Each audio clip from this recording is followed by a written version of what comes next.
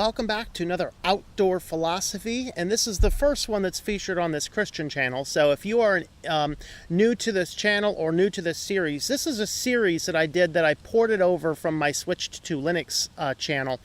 I wanted to move it over here mostly so I could clear up another scheduling day for a technical video on that channel, and because it did seem to match this channel here. So on this series though, I'm going to try not to make it overtly Christian for people who liked it but don't subscribe to the Christian faith.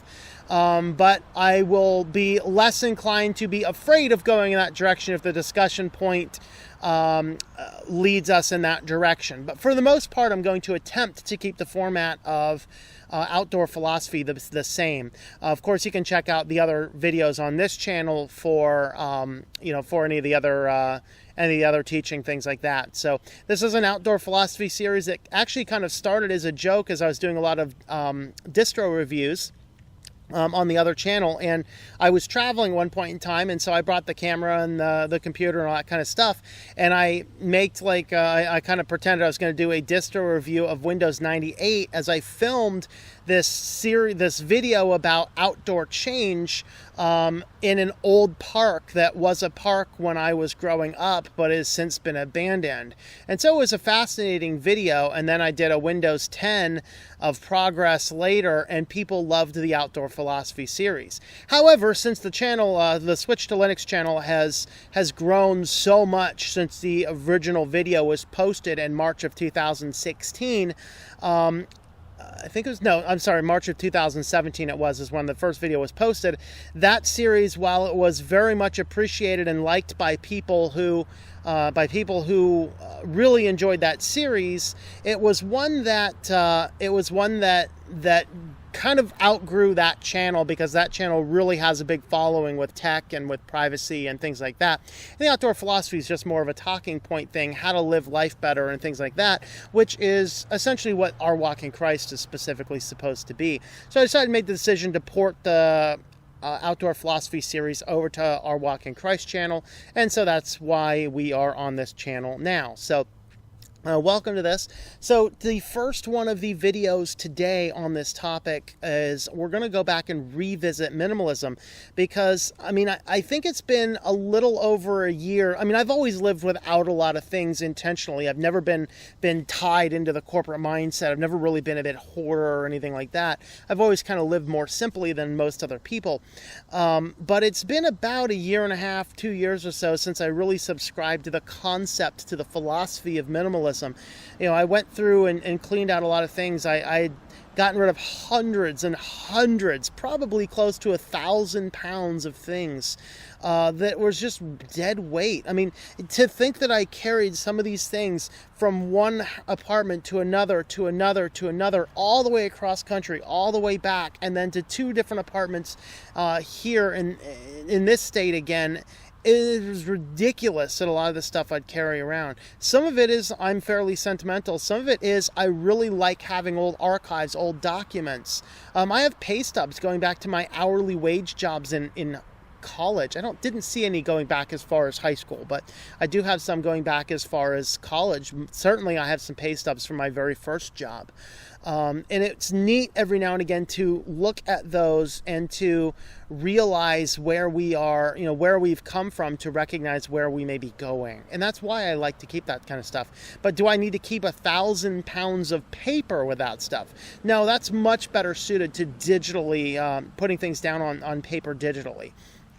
And so since I finished the series on minimalism, I want to say I finished it in the fall of last year. So as I finished that series on minimalism, what is the progress that has been made in the last approximately year? It's been almost a year since that time. So this leads us to our topic today: growing as a minimalist. Because as you first start going through minimalism, there's things that you just know you want to keep on to. You want to hold on to them. They're keepsakes, or sentimental things, stuff like that, and you just want to keep on with. So you have an easier time shedding some things. And I found this over my life as well. Probably the first time I did my first major purge was still in grad school. I got rid of a lot of stuff. That was the last time I did a major purge. It's been almost 15 years. And now not that I've accumulated a ton, but I was actually able to just get rid of so many things in the last couple of months. And I started moving into digital, but then I had this stuff for like high school and college papers, and I was like, I want to keep those. Well, I lifted up that box the other day. That's still an extra 100 pounds of papers and files. And so I decided I'm just going to start scanning those in too. And then that led me to this other thing that I don't need all this stuff laying around. Those things that are kind of more important, I'm actually keeping digital copies. The things that aren't, I've cleared off bookshelves and bookshelves of things. I've gotten rid of more books, and I just recently, in the last 2 or 3 weeks, I've gotten rid of a ton more things I didn't think I'd ever want to get rid of. I have a hard time getting rid of books. Oh man, I let go of so many books, and it was so awesome and so freeing that I've been able to do that. And that's kind of important. So that's why I want to talk about growing as a minimalist, because as we grow as a minimalist, what can ends up happening is that we realize there's things we don't want to get rid of. And then as we grow and we realize things are okay and things are actually better, as you get rid of more stuff, your attitude, your mindset, everything just starts getting better and better and better and better. All right. And then as that ends up happening, then what happens is you start realizing that getting rid of things now becomes more comforting than keeping more things that you thought you didn't want to get rid of. And so I'm finding myself over the last few months realizing that I can actually get rid of more stuff. And it's so freeing to be able to do that. So I've been doing more on the digital minimalism. I've essentially clarified most of my digital minimal plan, which includes having on-site backups on extra encrypted drives, and then off-site backups where I take a mirror of those drives and take them to a safety deposit box, which $45 a year for a safety deposit box is a very good way to keep some of your data safe. And so with that being the case, I now have a lot of peace of mind that those digital files, they're not going anywhere. They're not going anywhere at all. And that's the cool part about all this, is just to realize the road of minimalism just walks you down a greater peace of mind. Because my peace of mind is so much better now than it was a year and a half ago, that I'm not holding on to things. I'm not hoarding stuff, sentimental things from my past, college files, high school files. Really, I've been out of college for 20 years and I'm still holding on to college files. That's crazy. That's crazy. There's no reason to be holding on to your college files that long. Now, as an academic geek, I'm still keeping some of the books, mostly for the referencey type stuff, but even that I might start reevaluating. Can I get digital copies of some books that are out there? There's other great open projects come out, like OpenStax, that is a great place to grab digital copies of those types of textbooks. So, and they're just as good. It's like, why should I even bother keeping the old college texts even, when I can get good, free, open source digital versions to put on my e-readers? Because really, I'm not pulling those out and studying from them as much. I do use them as resources and references every now and again. Some of them I have intentions of wanting to use a little bit more than others, for sure. And so it begs that question, am I going to keep those or not? I think for now I probably will, but who knows what happens in the future? Who knows, really, who knows? So that's kind of the thing. As you start living and embracing the minimalist lifestyle, you start to realize that even some of the things you've wanted to hold on to are easier to let go.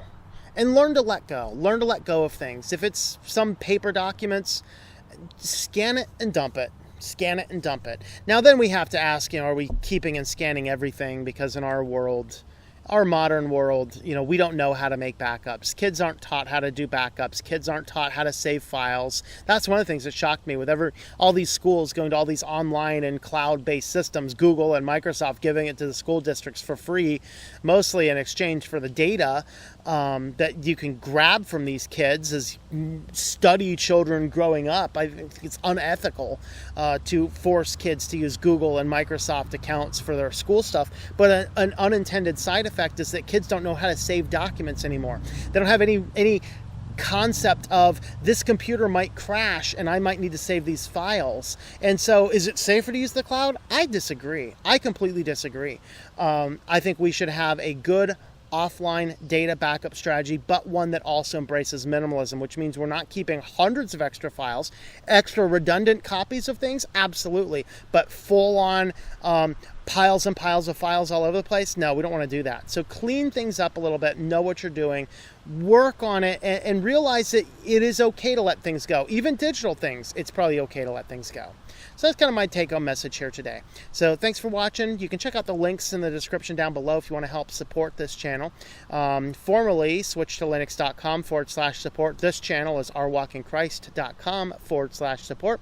Also, take a look at thinklifemedia.com, which is my combined resource channel.